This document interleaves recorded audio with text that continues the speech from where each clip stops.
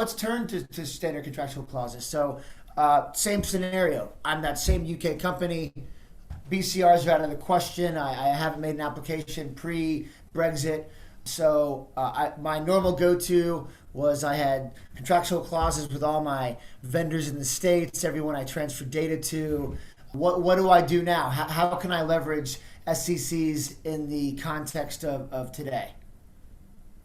I think it's still the same as people were doing after the last Schrems judgment. So it's still trying to limit data where you can, and then relying on double due diligence where you can't.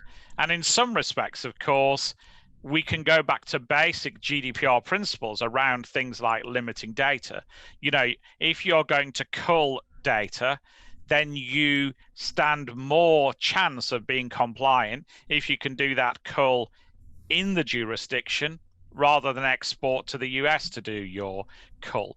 And that's good from a data transfer point of view. It's also good from a general data protection point of view with other principles in GDPR about proportionality and adequacy, et cetera, et cetera.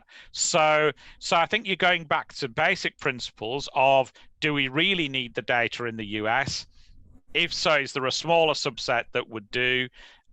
Can we locate the data in the US anyway? So, for example, with emails, if the recipients are in the US, you may not need the emails from senders who are in the EU or the UK. And once you've done that piece of work, then look at the transfer of the remaining data, and standard contractual clauses are probably the only game in town for you. So you've got to do that double due diligence test, and that will include looking at which state it's going to in the US as well, I think. And using the whole metaphor of the ESI Survival Guide, so some survival tips in there. We've long talked about in-country culling and filtering, but I think in the context of standard contractual clauses, we're looking at doing this equivalency test or this kind of adequacy assessment, and then doing a lot more kind of focused, targeted culling and filtering in country with UK data, probably more than we did before pre-Brexit. Would that be a tip you'd agree with?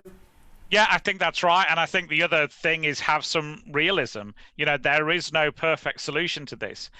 Even if you do a state-by-state analysis, of course, the law that most in Europe complain about is federal law. So in some respects, what you're trying to do is like that little Dutch boy, stick your thumb in the dike and hope that it holds, or at least holds long enough for you to do what you've got to do.